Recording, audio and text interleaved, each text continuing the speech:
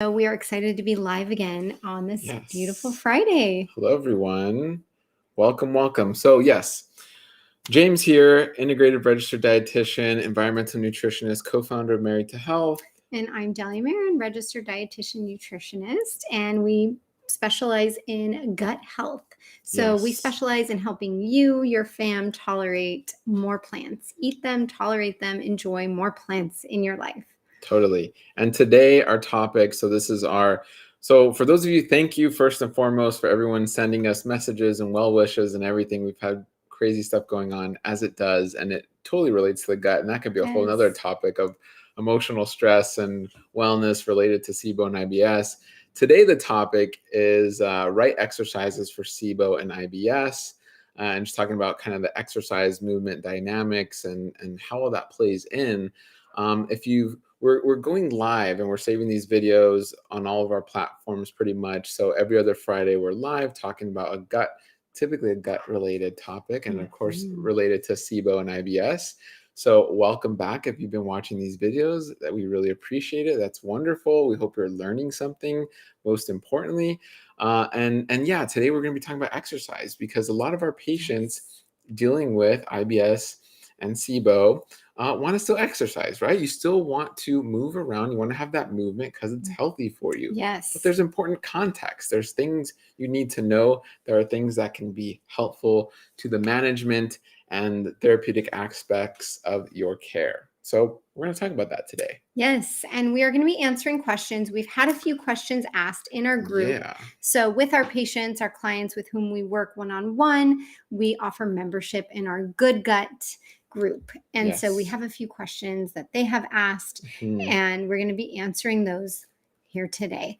But it's an interesting topic because, like James said, too much of any good thing cannot be a good thing. And so exercise really is one of those things. And I've heard this with my patients before. I've had this with my athletes. I've had this with patients who might do long distance running, long distance training, long bikes where they're going miles and miles, hours and hours.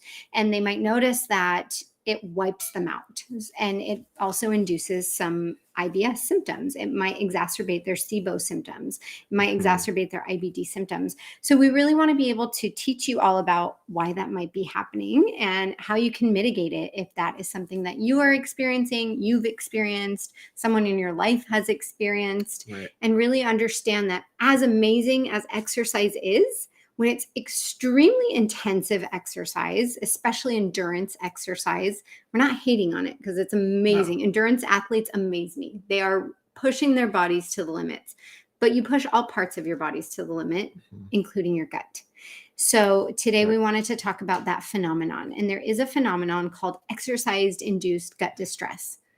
Some people might notice that, yes, when I am on these long runs, when I do these long distance bikes, when I'm doing these really, really, really intense HIIT workouts for a long time, I'm doing an hour and a half of CrossFit, my symptoms are horrible after that.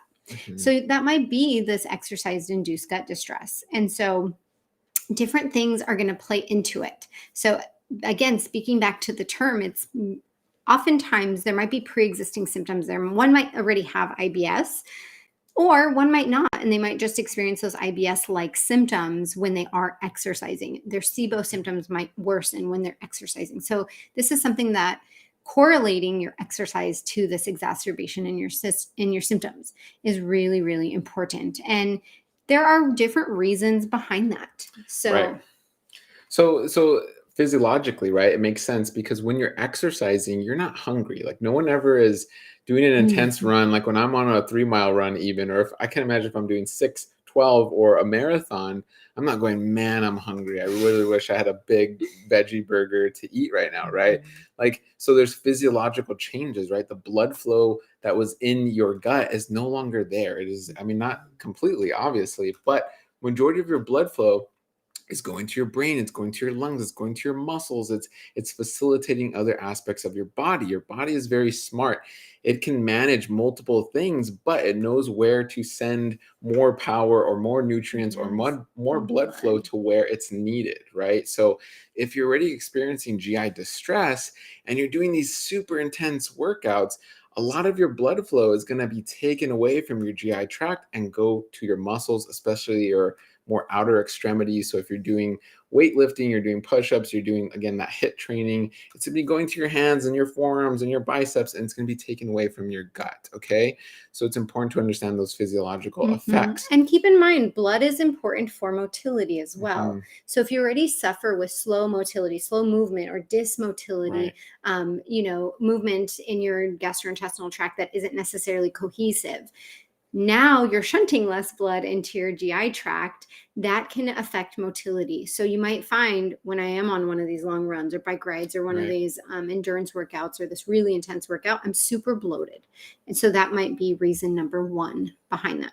Right. And then another aspect that's going on, and so you can better understand this, is mechanical stress. You're moving, you're jumping, you're bouncing, things are moving. You do have this mesentery system, you do have different tissues and different, even the way organs are placed to help keep everything intact. That's why when you go, jump on a trampoline or you do go on a run, you don't feel like your stomach hitting up into your chest or something, things are all jumbled around in there. However, if you're having sensitivities in your gut, if you're having that neurotransmitter issue, if you're having serotonin issues, if you're highly inflamed in your esophagus and your stomach, and the list can go on and on, you're more sensitized to these shifts, to these movements, to these mechanical factors, and that can further exacerbate things, right? It can cause just more stress on your body when you're really in the therapeutic and a healing space and area.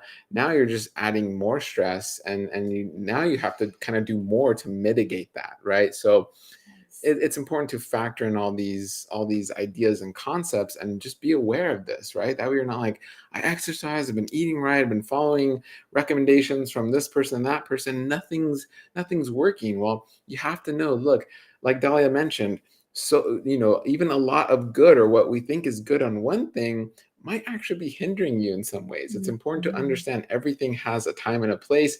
Everything has perspective around it that's needed. And it all fits together, eventually, but you need that for sure. Definitely. So, it's multifactorial, it's complex, right? Our gut is not just our gut. It's not just the medium to transfer food through. You have your immune system that runs through your gut as well. You have your circulatory system. You have an entire nerve system. It's called your enteric nervous system that runs in and around your gastrointestinal tract. All of those systems are slightly offset when you're exercising. Right. And for most people, that doesn't set them back significantly. But for some people, they really do find when you are disrupting the function and the flow of all of those different systems, you might be having these different symptoms. So James talked about maybe less blood flow that is going to disrupt your gut when you're exercising. He talked about literally the physical movement of your gut and how that might irritate and exacerbate and just bug your gut. So you might have this exercise-induced gastrointestinal syndrome. Another really interesting couple of studies that I read, and we're going to share this with the members that are in our group, they have done studies that have shown around 30 to 50% of athletes say that gut symptoms are one of the most common causes of underperformance. 50 up to 50%. That's half, right? That's significant. So if GI symptoms are causing underperformance, why? Right. We talked about a few reasons.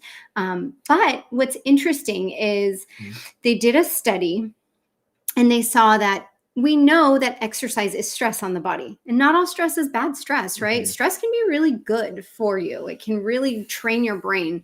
Stress can train your muscles. Exercise is stress, and that's not necessarily a bad thing unless you're constantly in a state of stress with your gut or mental stress or any other type of stress. But that excess release of stress hormones that are induced, especially during endurance workouts, they can then cause the release of something called lipopolysaccharide, LPS.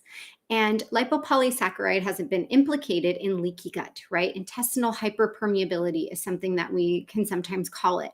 And so for some of my endurance athletes, we might say, one, maybe we'll scale back on exercise for now, and we'll talk a little bit more about that. Or for some of them, I have recommended in the past maybe something to mitigate that LPS so they're not having those same level of symptoms. And this is something I've worked with several athletes, several of my patients who are athletes on, and, we've kind of found the sweet spot for them. But I think that is really, really interesting. So anytime somebody is engaging in this endurance where you're going above your, about 60% of your VO2 max, that's usually, again, that high stress point for your body. And that might be when you're releasing more of that lipopolysaccharide, that LPS. And so this really paints a picture on the last point where we talked about physiological, mechanical, and then nutritional stress. Oh, we're registered dietitians, aren't we? So get into that nutritional stress aspect. And this paints a picture, right? Because we know exercise is stress. However, context matters, like we said, right? So maybe I got into an argument with Dahlia, right? And it's like, oh, we're stressed, emotional stress, right? So there's 3 categories of stress, right? Emotional, physical, and chemical. So maybe I'm in that emotional. Oh, we're fighting, we're arguing about, so many things to argue about, right? Kids and finances and blah, blah, blah. I'm going to go for a run. So now you went from emotional stress and now you're going to go for a 10-mile run. And now you're hitting some physical stress. So physical stress can encompass car accidents, surgeries, right? You're physically promoting stress on the body, even exercise. However, exercise can be beneficial. But in the context of you've had a lot of emotional stress, now you're going to go do some physical stress, and now you're getting the chemical, which is the nutritional. Chemical is food, liquid, drugs, alcohol, anything chemically you're putting into your body, right? So let's say emotional stress, yep. You did some physical stress to help with emotional stress, but maybe you're still hitting on some nutritional stress as well, chemical. Maybe you're still drinking alcohol. Maybe you're doing some drugs of some type. Maybe you're eating high fat, saturated fat, fried foods as another comfort to all this other stress going on. And those have been indicated and implicated in leaky gut, right? Those high saturated fat foods also can release endotoxins in your system, also can increase the release of lipopolysaccharides and other inflammatory molecules that can induce that leaky gut for you. So the night before or even the day of some of this really endurance exercise where, again, you're going above that 60% VO2 max, maybe that's not the time for a high fat meal. Or, for some people who are maybe sensitive to certain FODMAPs, right? Certain fermentable types of carbohydrates. Maybe you want to pull back from those again, because compounded with the stress of the exercise, maybe your body can't handle those foods that day or the day before as well. So those are things to be considering in why you might fall into that category and that statistic of 30 to 50% of athletes who claim that GI symptoms are a part of their underperformance and their low athletic performance. And understand, again, just like you're training the rest of your muscles in your body, when you are working your way up and going higher and higher with your endurance, your gut also is a muscle that needs training. Yeah. So give it that grace. Maybe it needs a little bit more time. Maybe, again, like James mentioned, you want to put things into perspective and say, I slept only 4 hours last night. I'm going through a lot of stress. I had a lot of coffee today. I ate a really high fat meal. Maybe I should, instead of going to my CrossFit class, that's 90 minutes, maybe I'm going to do something that's a little bit lower intensity. That's not really stressing my body out quite as much, but is still going to help me build muscle or still going to help me lean. And that speaks to one of these questions. And I know we're kind of jumping around a little bit, but someone in our group asked, what is the place of yoga and SIBO and IBS? What types of exercises might induce that, gastrointestinal discomfort that some might experience, that exercise-induced gut distress? So yoga is a great practice, and there are different styles of yoga. You can practice Ashtanga, Vinyasa, you can go to flow. There are so many different styles and practices. It doesn't all have to be super slow. It can be one that you are sweating with, moving with. It could be hot yoga or not. But yoga, I would say, is generally, if you're like, okay, I only slept a little bit, I'm super stressed, my meal wasn't on point, let me, instead of going to that CrossFit workout I was going to do, maybe let me do a hot yoga class instead. Or I can't even handle the hot yoga right now. It's going to stress my body out too much. Let me go for just a regular room temperature yoga. Or let me do something like strength training, right? Weight training, that can also be really, really great for that muscle breakdown, that muscle tear, and that hopefully you'll repair with your nutrition. But strength training and weight training can be great and not too stressful.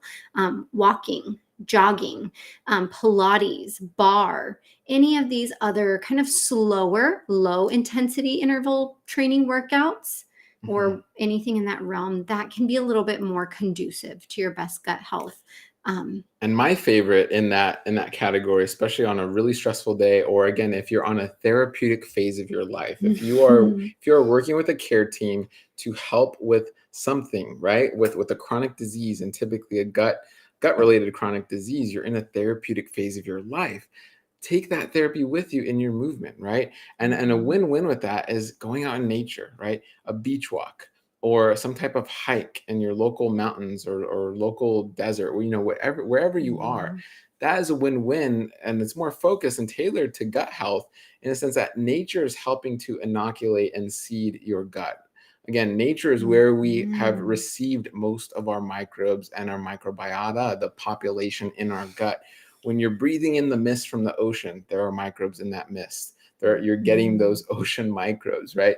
When you're hiking and the dirt trail kicks up and you're breathing in that dirt, yeah, there's probably things you don't want, and that's why there's mechanisms in place for that. But there's also things you do want. When you're smelling cactus flowers or wildflowers, or you're smelling the trees, you're smelling the different sage bushes and all that, you are seeding your gut. It starts from your nasal passage, it starts from your mouth and your throat, all the way down to your esophagus, to your stomach. All of this is a process, right? When we breathe and then I swallow, we are swallowing microbes. The air going into our nose hits our saliva, hits that moisture, and we swallow it. Yeah, there's most definitely viruses and many things, fungal spores and everything. We are getting a mix of everything, right? That's part of our system. Our GI tract is meant to be in connection with the outside world, not disconnected, right? So a benefit is you're doing a low intensity exercise. You can hike as slow as you want, right? You can walk on the beach as slow as you'd like, but you're also getting that nature effect as well, or what some are calling nature baths, right? It's essentially inoculating your gut from your mouth or your nose to your anus, right? So it's that win-win. So I love that. And speaking of that, again, not only are there healthy microbes in the air, oftentimes when we're in nature, you want to consider where you are exercising as well. Yes. You might be in a highly polluted area, and that could be adding other stress. Downtown LA during rush hour? Yeah. Might not be where you want to do an outdoor workout at that time, right? You might want to kind of recognize that I don't want to add that stress on, or, if your gym is one that's like constantly spraying chemicals everywhere, that might irritate your gut a little bit, depending on your body and how well you kind of deal with some of those things. So these are all really important factors. And we'll quickly touch on just additional important factors and then what to do, right? Because that was another really good question that someone in our group had, what to eat before and after exercise. So we'll talk about other contributing factors, and then we'll end with what to do, because that's why you're here, right? We're dietitians. We want to help you figure out what to eat before and after exercise very quickly. But other factors that can contribute, like we talked about already, the intensity of your exercise, other stress factors that are going on in your life, your nutrition, your sleep. We talked about, we also want to always kind of speak on hormones, right? So we know that females can be a little bit more apt to having GI symptoms.